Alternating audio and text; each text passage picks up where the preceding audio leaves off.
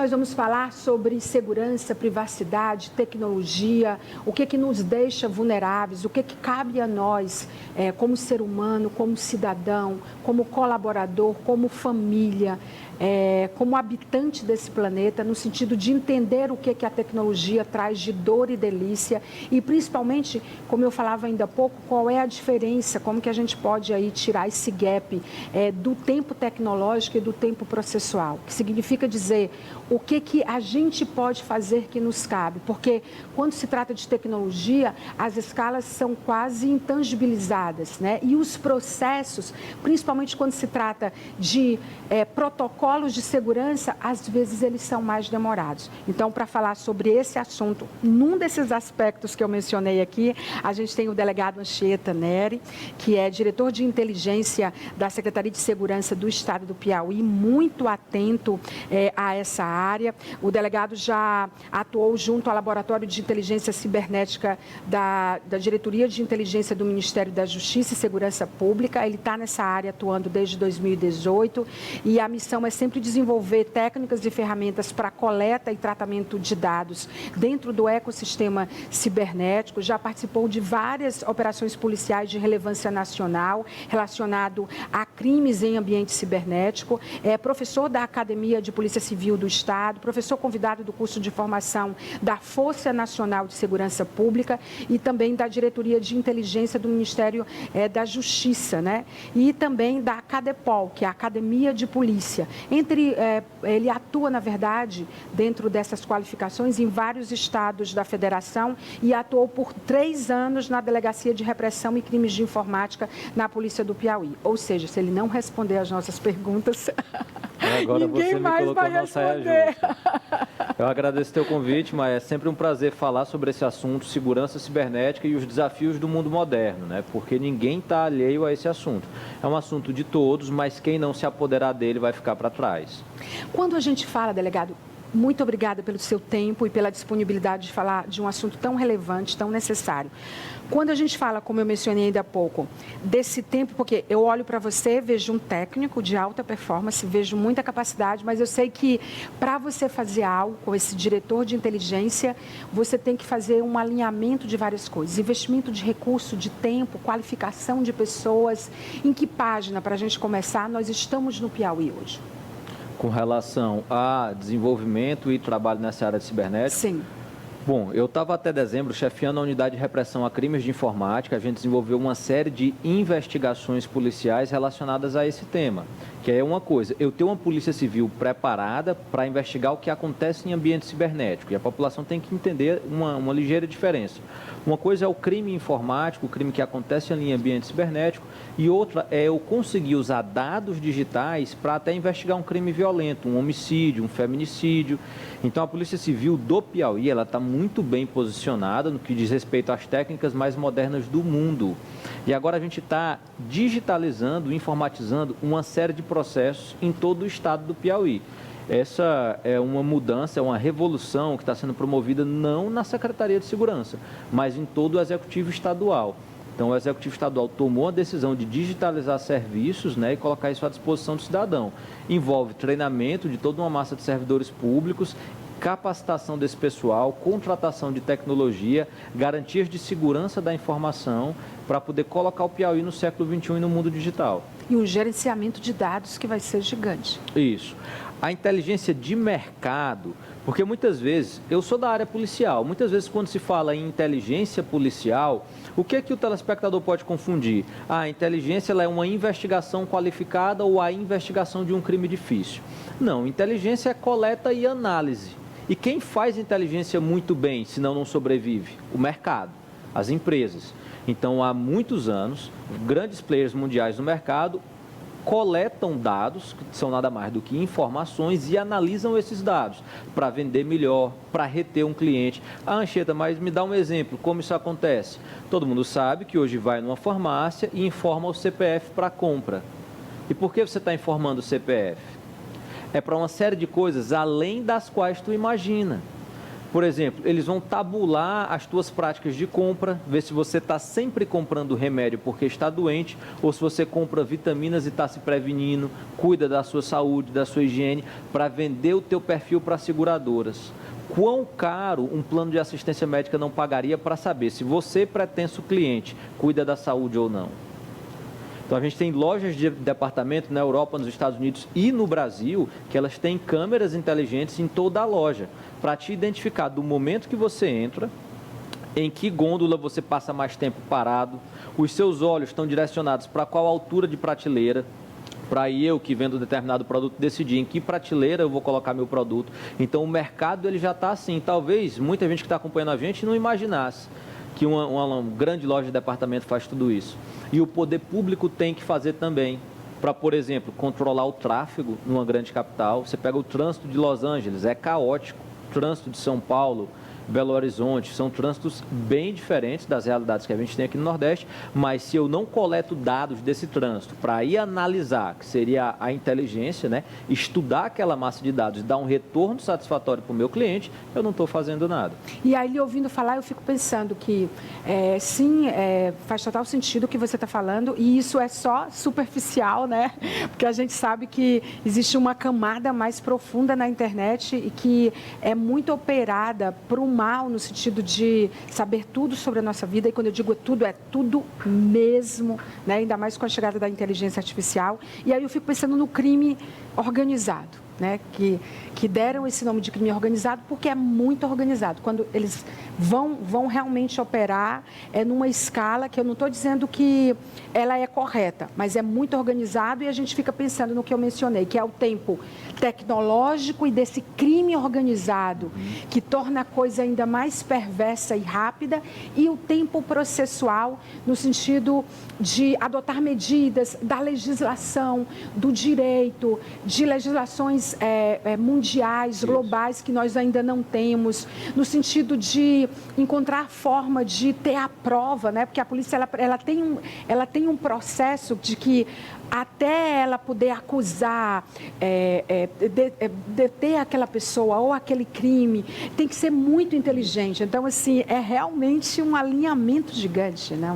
Essa parte inicial que a gente falou é o ideal, é o legal, é o adequado, é a coleta de dados para um retorno positivo no mercado ou pelo Estado. Mas nesse mundo digital eu tenho algo problemático, que é a criminalidade. E aí, como você falou, qual é a diferença de velocidade e poder do crime estruturado para o Estado? A gente tem uma diferença cabal, que é esse crime organizado, ele não obedece leis e não precisa respeitar uma burocracia. E já o Estado, para investigar aquilo, ele tem toda uma série de etapas burocráticas, até mesmo limites de execução de orçamento, porque é muito caro segurança pública. A gente tem investigações que foram deflagradas em outros estados da federação, como Ceará, São Paulo, você tem que deslocar equipes, fazer vigilâncias. Então, assim, você envolve até a execução do orçamento público. A diferença principal é essa. Agora, os técnicos do Estado, eles estão preparados, eles estão em constante atualização, mas é uma guerra desigual em relação à paridade de armas. O crime ele não respeita limite geográfico, ele não respeita o limite legal, né? Então, para ele, o céu é o limite. Diferente da força policial, que vai vir no segundo momento reprimir ou investigar aquilo, ela tem que obedecer à lei sob pena de nulidade ou até uma responsabilização funcional daquele policial, aquele servidor público que não obedeceu os passos legais. Então, é uma velocidade realmente muito diferente e é um desafio para a gente encontrar esse equilíbrio. Quando a gente pensa, por exemplo, em coisas como que a gente está vivendo no Brasil, que é a questão da violência nas escolas, né? E a gente vê que o que antes era Deep Web, de crimes muito bem elaborados, né, muito bem arquitetados e organizados, eles encontram abrigo em redes que não eram da Deep Web, como o Discord, que é de games e que está sendo pavoroso, né? A gente já tem falado do Discord já há algum tempo, como o Telegram, que foi usado para mobilizar as pessoas para os atentados em Brasília no dia 8 de janeiro, como outras redes que tem não só o discurso de ódio, mas que também usa algoritmos para poder recrutar pessoas que acham que não estão sendo recrutadas, mas é como você diz, o dado é estudado o tempo inteiro. Se eu posto determinadas palavras ou determinados contextos, eu me torno vulnerável no sentido de ser recrutado, principalmente os jovens, né? É muito complexo, não é? Eu vejo assim como principal problema, Maia, a gente sempre fala do digital, o digital ele é o meio, mas o principal problema são as pessoas. A gente vive numa sociedade cada vez mais diferente, é uma sociedade onde tudo está superlativizado, a gente tem uma exacerbação da violência, até uma certa teatralidade e um palco para a criminalidade, para a atividade policial que não deveria existir, deveriam ser coisas até deixadas um pouco mais de lado e não ter tanto palco. Então, o que acontece? Eu tenho uma facilidade de informação e quanto à situação que você falou das escolas, do Discord e do Telegram, vamos olhar o nosso costume social. A gente pega 2 gerações atrás, os pais não deixavam que os filhos brincassem na rua de maneira desassistida ou que fossem passar um fim de semana na casa de alguém sem conhecer aquela família. Então, hoje, o pai nem deve, nem pode, ele tem a obrigação legal de acompanhar o que o filho está fazendo na internet. Eu tenho o Marco Civil da Internet, que é a lei que regula o uso da internet no nosso país, ela dá esse poder dever para o pai e a mãe, que é acompanhar, assistir o que os filhos fazem na internet. Várias plataformas que a gente usa, o YouTube, Google, redes sociais, elas têm ferramentas específicas para isso, controle parental. Então, você não pode ter um filho de 8 anos, 11, 12, 14 e achar que a internet é um ambiente seguro para ele estar ali desassistido. Se a calçada da sua casa não é, muito menos a internet. É uma curiosidade que poucas pessoas sabem. A gente tem um movimento que ele é chamado na doutrina americana de Internet Grooming. O que é o grooming? É a aproximação do predador sexual, a aproximação do sex offender, do criminoso, em cima de crianças e adolescentes. Sim. E onde esse criminoso vai encontrar uma criança na internet? É no Facebook ou é no Twitter? Não. Onde é que as crianças estão na internet? Nos fóruns de jogos online. Então, você permite Sim. que o teu filho baixe um joguinho no celular, que é voltado para crianças de 5 a 8 anos, e você está tranquilo dele jogar online, achando que ali do outro lado ele está se relacionando com outra criança da mesma idade. Só que muitas vezes ele vai ter um adulto que vai puxar ele para a conversação em outro local, como Facebook, Instagram, onde possam ser enviados mídias, e vai começar as solicitações indevidas e criminosas. Isso é um dano irreparável, né, para a formação psicossocial de qualquer criança. Você que tem uma atuação também nacional, né, como a gente mencionou no começo do programa, existe hoje uma cooperação, eu nem digo só entre os estados, mas cooperação global, porque eu acho que isso exige esforços contínuos de pesquisa, de tecnologias avançadas, de protocolos, de legislação. Quando você pensa em direito e tecnologia, que a gente olha para o que está acontecendo, é bem temeroso, né? Como que vocês têm lidado com isso? Como é que essa colaboração acontece? É uma relação fácil de visualizar, mas assim, quanto à tecnologia, eu sou um curioso, eu sou um técnico do direito, né? Me formei em direito, mas assim, a diferença que a gente tem é que o direito ele está aqui amarrando essa colaboração enquanto a tecnologia está explodindo. Então, a cooperação internacional, eu tenho ela de maneira muito tranquila entre polícias, entre empresas, entre estados nacionais, mas ela, na prática, é muito efetiva. Mas, infelizmente, ela passa a ser bastante amarrada quando eu tenho que formalizar aquilo. Aí eu tenho instrumentos próprios previstos em acordos internacionais, o EMILAT, que é o Acordo de Cooperação Internacional, Acordo de Cooperação Jurídica Internacional celebrado entre países, que são instrumentos clássicos, arcaicos, do tempo de um mundo analógico e não acompanham a velocidade das relações hoje. Hoje eu posso ter um grupo de hackers na Coreia do Norte atacando um banco no México em questão de minutos, roubando centenas de milhões de dólares. Esse é um caso que eu estou falando que aconteceu de verdade. A Coreia do Norte é uma democracia? Não, é uma ditadura. Você acha que alguém vai estar lá dentro praticando um crime para furtar centenas de milhões de dólares sem ciência do Estado? Então, assim, são situações muito hiperlativas e a forma de cooperação entre Estados-nação ainda é muito lenta, ainda é analógica, ainda está lá no século XX, enquanto a gente já tem aqui 23 anos no século XXI. É muito, e a gente fica olhando assim, quando eu escuto você falar na minha pergunta anterior, na resposta anterior, que, tipo, a gente fica falando do futuro dessas coisas todas, de inteligência artificial, do que pode ser ou não tangibilizado, e aí você traz, assim, a gente não pode esquecer que a gente, antes desses ecossistemas tecnológicos, a gente tem um ecossistema familiar, um ecossistema desses fatores de segurança que ainda vão ser muito relevantes, né? E aí eu fico pensando nesse futuro saudável também. Porque o cidadão brasileiro, principalmente, ele ainda não acordou para o seguinte, para o que ele está hoje no mundo digital, queira ele ou não. Você fala, o Anchieta, ele é um técnico dessa área, ele trabalha com isso há anos. Então tem uma facilidade de novos aprendizados no ambiente digital? De forma alguma, eu tenho uma dificuldade. A diferença é que eu enfrento essa dificuldade. Senão... Agora, na sua área, o desafio, acho que mais significativo, muito certamente, também é do campo jurídico, né? Porque o jurídico... Ele é clássico, ele é amarrado, ele é amparado nas leis, as leis são um pouco mais demoradas para que a gente mude. Sim. Então, a primeira experiência que eu tive de cooperação internacional numa ação policial como essa foi uma das fases da Operação Luz na Infância, que é coordenada pelo delegado Alessandro Barreto, e que, num primeiro momento ali, a gente fez ela coordenada em 6 estados. Foi uma investigação que durou alguns meses, 6 estados nacionais, né? Eu acredito que eram 15 estados do Brasil e 6 nações participando. Estados Unidos, Argentina, Costa Rica. Um nível de cooperação internacional gigante, Então, a gente trouxe policiais de fora do Brasil para treinar em Brasília, ensinou a técnica para eles, com o apoio dos Estados Unidos da América, né, da ICE, e conseguimos deflagrar uma operação. Agora, isso coordenado ou com tranquilidade. Hoje, se eu tenho um brasileiro que foge do país para que uma outra nação amiga possa cumprir esse mandado de prisão, eu tenho todo um protocolo formal de inserção desse mandado de prisão na difusão vermelha da Interpol, que ele não acontece na mesma velocidade de alguém pegar um voo internacional. Tem muitas lacunas ainda. Exatamente. Então, assim, o direito ele tem que mudar e ser mais dinâmico. Nós tínhamos uma sociedade que era uma na década de 90. Hoje ela é totalmente diferente em 2023.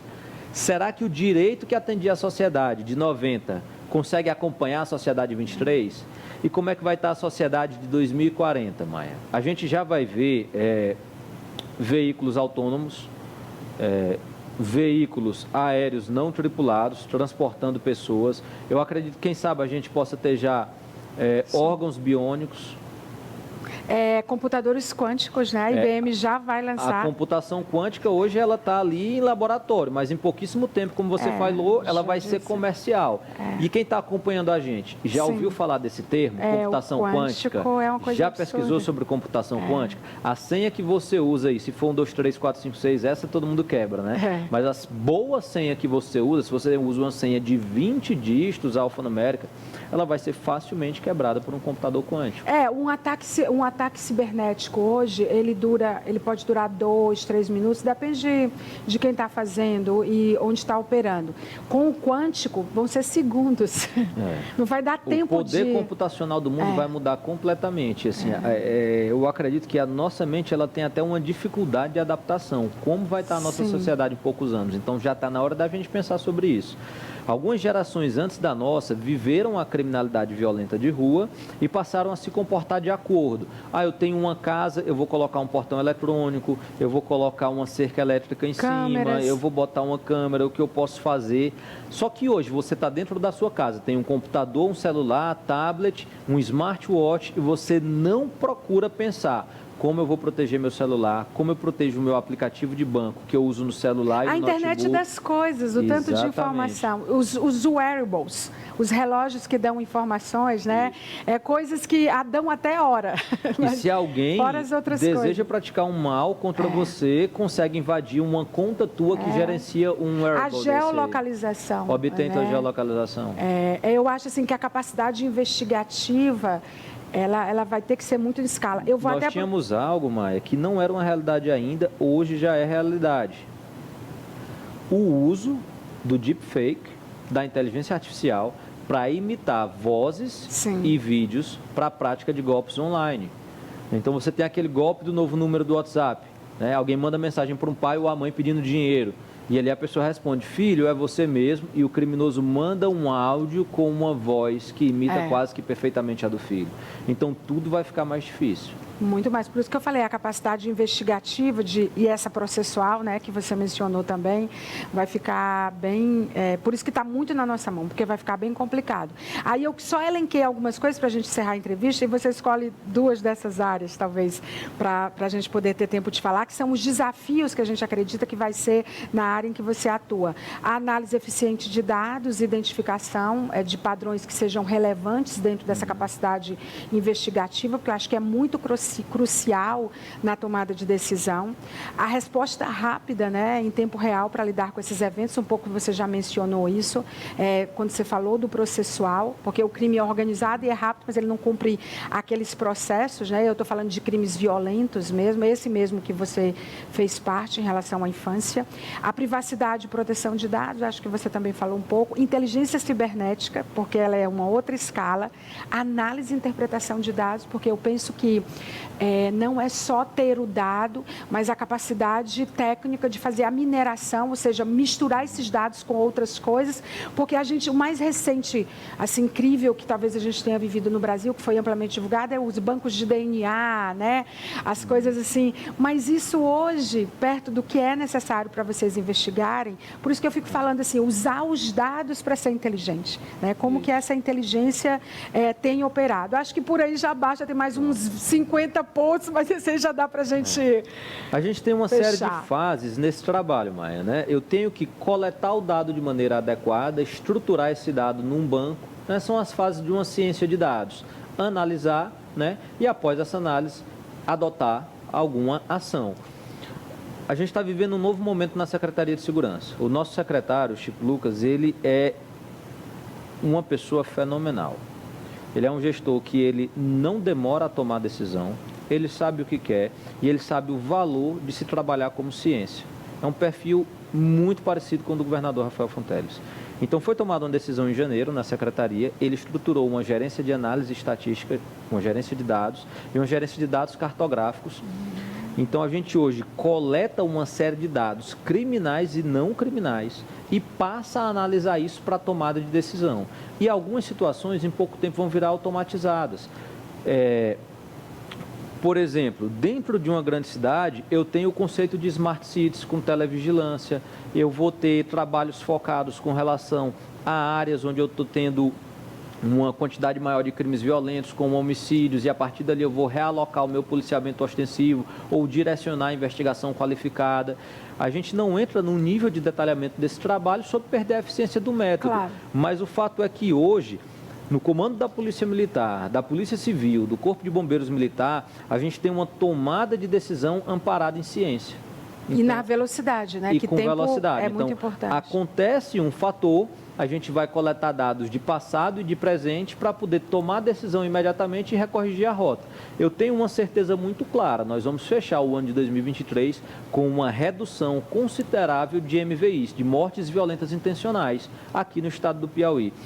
A morte, ela é o crime capital, é o crime que mais dói na nossa sociedade e é a nossa primeira obrigação de redução. Após isso, vão vir outras dores do cidadão piauiense que a gente vai resolver. Mas a primeira delas é diminuir de forma drástica o número de mortes violentas intencionais. E eu não tenho a menor dúvida que nós vamos cumprir essa missão. Que outras dores a gente vai resolver amparado em ciência? O roubo majorado. Então, assim, a gente tem muitos roubos acontecendo, especialmente na nossa capital. Ao ir, chegar do trabalho, se deslocar para um lazer. E o que é o foco desse roubo? O celular, que é o objeto de maior valor que um cidadão traz consigo hoje, ou o meio de transporte, a moto ou o carro. Então, essas são as situações que tem, eu estou falando em ciência, estatisticamente é o que mais dói para o cidadão teresinense e o cidadão piauiense. São os crimes que mais acontecem e a gente está estudando as formas mais adequadas de reduzir isso. Para encerrar, que dica você dá para o nosso internauta e telespectador no sentido de, se você quer colaborar nisso, o que você precisa fazer? Né, em termos de ter cuidado, de proteção, enfim, de ser minimamente preventivo. Maravilha. Olha, a gente hoje tem informação adoidado na internet, redes sociais, YouTube. Então você tem que minimamente tirar um tempo ou outro para poder consumir conteúdo gratuito sobre segurança da informação. Eu vou te dar uma dica agora. Pesquisa um bom gerenciador de senhas para você usar. Algo que ninguém sabe que é um problema de segurança, salvar as senhas de acesso a sistemas que você utiliza no teu navegador web. Chrome, Firefox, qualquer navegador que você utilize. Aquilo ali é salvo por meio de um pequeno arquivo, se alguém invade o seu computador, leva a tua credencial. Então, é algo que todo mundo que está assistindo falando nisso, devia sair daqui com essa lição, só uma delas, usar um gerenciador de senhas. Anchieta, qual é o melhor gerenciador de senhas? O que você usar. Sim. Qualquer um que você escolher e usar, e parar de anotar a senha num bloco de notas, parar de salvar a senha no navegador, aí você já vai evitar 90% dos problemas que você teria online. E se você é pai ou mãe, você tem a obrigação de exercer o controle parental, acompanhar o que a sua criança faz na internet, é defender sua família. Anchieta Neri, muito obrigada pela entrevista. Nós conversamos com o diretor da inteligência da Secretaria de Saúde, ou Secretaria de Segurança do Piauí, né, que é saúde mental. Se a gente quiser fazer uma conexão, porque a gente está precisando ficar saudável em todos os aspectos, a Secretaria de Segurança acho que cumpre esse papel no sentido de trazer, eu não digo mais tranquilidade, mas avançar em áreas que, como você mesmo mencionou, está doendo. Né? São áreas importantes. Né? A gente tem uma missão muito clara, 100% dos policiais, dos técnicos administrativos, dos contratados, eles estão motivados, né? A gente tem um líder que puxa a gente para frente e eu acredito que a gente vai sim conseguir desempenhar com louvor a nossa missão. Obrigada pela entrevista. Eu vou para um rápido intervalo comercial, você não sai daí porque a gente tem outra entrevista no próximo bloco, ainda tem dados que falam, que você sabe que é a minha grande paixão, e vai ter também o nosso giro, né? O que anda acontecendo não só por aqui, mas pelo mundo todo. Então, até já, em 2 minutos.